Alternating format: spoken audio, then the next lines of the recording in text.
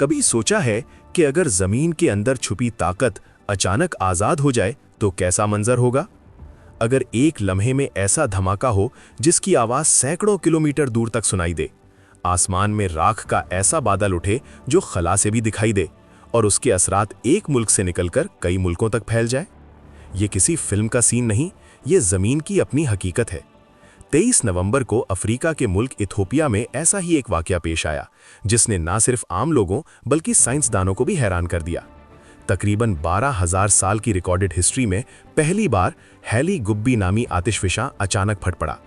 ये आतिशफिशा इतनी शिद्दत से फटा कि कई किलोमीटर दूर मौजूद लोगों ने बताया कि आवाज़ बिल्कुल बम धमाके जैसी थी।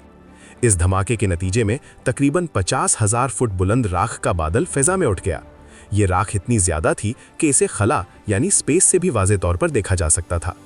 जब हम नक्शे पर नजर डालते हैं तो पता चलता है कि ये ऐश क्लाउड सबसे पहले ओमान और यमन की तरफ गया और फिर आहिस्ता आहिस्ता पाकिस्तान और भारत तक पहुंच गया।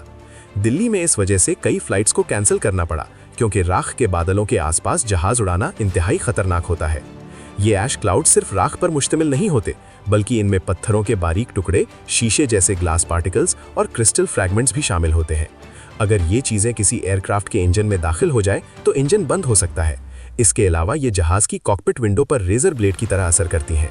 अगर जहाज राख के बादल के बहुत करीब से गुजरे तो शीशे सैंडपेपर की तरह घिस जाते हैं।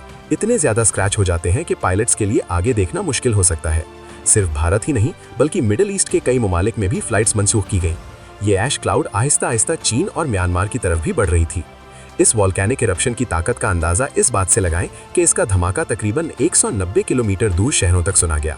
यहाँ तक कि पड़ोसी मुल्क जिबूती में लोगों ने अर्थक्वेक की शॉक वेव्स महसूस की। इथोपिया के अफेड्रा रीजन में जो तकरीबन 28 किलोमीटर दूर वाक़ है, कई गांव मुकम्मल तौर पर राख में दब गए। लेकिन इस सारे वाक़े में एक अच्छी खबर भी है और वो ये कि कोई इंसानी जान ज़ाया नहीं हुई। इसकी वजह ये थी कि आतिशफिशा के करीब कोई आबादी मौजूद नहीं थी। ये इलाका इंतहाई दूर उफ्तादा है। दर हकीकत ये जगह दुनिया के गर्म तरीन मकामात में शुमार होती है। इस इलाके को डैनाकिल डिप्रेशन कहा जाता है। ये जगह सी लेवल से भी नीचे वाक़ है। यहाँ दर्जा हरारत अक्सर 50 से 55 डिग्री सेंटीग्रेड तक चला जाता है और यहाँ तकरीबन बारिश नहीं होती। ये इलाका जियोलॉजिस्ट्स के लिए इसलिए दिलचस्प है क्योंकि ये एक इंतहाई जियोलॉजिकली एक्टिव रीजन है जहाँ कई वॉल्केनोज मौजूद हैं, और टूरिस्ट्स के लिए इसलिए दिलचस्प है क्योंकि यहाँ के मनाजिर इंतहाई मुनफरिद और रंगीन होते हैं। यहाँ आपको पीले, सब्ज और नीले रंग नजर आते हैं जो मुख्तलिफ केमिकल रिएक्शंस की वजह से बनते हैं। ये मंजर बिल्कुल किसी एलियन दुनिया जैसा लगता है। अब सवाल ये पैदा होता है कि हजारों साल खामोश रहने वाला ये वॉल्केनो अचानक क्यों कट पड़ा? दोस्तों, यहाँ एक हैरानकुन हकीकत सामने आती है। अफ्रीकी बराआज़म आहिस्ता आहिस्ता दो हिस्सों में टूट रहा है। जी हाँ, ये बिल्कुल सच है। वॉल्केनो के नीचे मौजूद टेक्टोनिक प्लेट्स हरकत कर रही हैं और अफ्रीका रफ्ता रफ्ता स्प्लिट हो रहा है। लाखों साल पहले जमीन पर एक ही बड़ा बराआज़म मौजूद था जिसे पैंजिया कहा जाता है, जिसके बारे में आपने स्कूल में पढ़ा होगा। ये सुपर कॉन्टिनेंट वक्त के साथ टूटता गया और आज के मौजूदा कॉन्टिनेंट्स वजूद में आए। अगर हम खास तौर पर अफ्रीका पर तवज्जो दें तो एक वक्त था जब अफ्रीकन टेक्टोनिक प्लेट और अरेबियन टेक्टोनिक प्लेट आपस में जुड़ी हुई थी। फिर ये आहिस्ता आहिस्ता अलग हुई और इनके दरमियान बनने वाला रिफ्ट बाद में रेड सी और गल्फ ऑफ एडन बन गया। अब चूंकि टेक्टोनिक प्लेट्स मुसलसल हरकत में रहती हैं, इसीलिए अफ्रीकन प्लेट एक बार फिर दो हिस्सों में तकसीम हो रही है। ये दो हिस्से नूबियन प्लेट और सोमाली प्लेट कहलाते हैं। इथोपिया का वो इलाका जहाँ हैली गुब्बी वॉल्केनो वाक़ है, वहाँ 3 टेक्टोनिक प्लेट्स आपस में मिलती हैं, नूबियन, सोमाली और अरेबियन प्लेट्स। ये तीनों प्लेट्स आहिस्ता आहिस्ता एक दूसरे से दूर हो रही हैं, जिसकी वजह से ज़मीन में दरारें पड़ रही हैं, जिन्हें अफार रिफ्ट कहा जाता है। ये अफार रिफ्ट दरअसल एक बहुत बड़े निज़ाम का हिस्सा है जिसे ईस्ट अफ्रीकन रिफ्ट कहा जाता है। अगर हम अफ्रीका के नक्शे पर शिमाल से दक्षिण की तरफ देखें तो साइंटिस्ट्स ने एक तकरीबन 6000 किलोमीटर लंबी लाइन ऑब्जर्व की है जो रेड सी से शुरू होकर इथोपिया, केन्या, तंजानिया, मलावी और मोजाम्बिक तक जाती है। यही वो रिफ्ट है जो मुस्तकबिल में अफ्रीकी बराआज़म को 2 हिस्सों में तकसीम कर देगा। ये मुस्तकबिल जियोलॉजिकल टाइम स्केल पर होगा, यानी इंसानी जिंदगी के लिहाज से ये बहुत तवील वक्त है। साइंटिस्ट्स का मानना है कि अफ्रीका को मुकम्मल तौर पर टूटने में तकरीबन 5 से 10 मिलियन साल लगेंगे।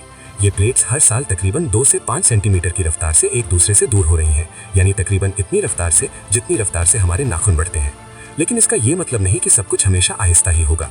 ईस्ट अफ्रीकन रिफ्ट सिस्टम में कई वॉल्केनोज और पहाड़ मौजूद हैं, जैसे माउंट किलिमंजारो, माउंट केनिया और एर्टा एल, जो इथोपिया की मशहूर लावा लेक है। यहाँ मौजूद कई झीलें भी इसी प्लेट मूवमेंट की वजह से बनी हैं, जैसे lake Malawi, lake Tanganyika, lake Albert और लेक कीवू। इस जाविये से देखा जाए तो ये सब कुछ गैर मुतवक्के नहीं है। जैसे जैसे ये प्लेट्स एक दूसरे से दूर होंगी, यहाँ अर्थक्वेक्स बढ़ेंगे, वॉल्केनिक इरप्शंस होंगे और जमीन पर नई दरारें बनती रहेंगी। पिछले चंद सालों में इस तरह के कई वाक़ये हो चुके हैं। जुलाई 2025 में हैली गुब्बी के करीब एर्टा एल वॉल्केनो फट पड़ा था। जुलाई में हैली गुब्बी वॉल्केनो से सफ़ेद धुआं निकलना शुरू हो गया था, जिसकी वजह से साइंटिस्ट्स पहले ही इस पर नज़र रखे हुए थे। साल 2005 में इसी इथोपिया के इलाके में अचानक ज़मीन में एक बहुत बड़ी दरार दरियाफ्त हुई। सिर्फ 10 दिन के अंदर अंदर तकरीबन 60 किलोमीटर लंबी फिशर बन गई। इन तस्वीरों को देखें जहां लोग इसके किनारे खड़े नजर आते हैं। आप इस दरार के हजम का अंदाज़ा खुद लगा सकते हैं। हम हकीकत में अपनी आंखों के सामने एक पूरे कॉन्टिनेंट को टूटते हुए देख रहे हैं, और शायद यही वो लम्हा है जो हमें ये याद दिलाता है कि ज़मीन एक जिंदा सैयारा है जो मुसलसल बदल रहा है। हम इस ज़मीन के मालिक नहीं बल्कि सिर्फ इसके मुसाफिर हैं। अगर आपको ज़मीन के राज, कुदरत की ताकत और वो कहानियाँ जानना पसंद है जो आम नज़रों से ओझल रहती हैं, तो इस चैनल को ज़रूर सब्सक्राइब करें, क्योंकि जो कुछ हमें दिखाई देता है वो पूरी हकीकत नहीं होती। असल हकीकत हमेशा बिहाइंड द लेंस होती है।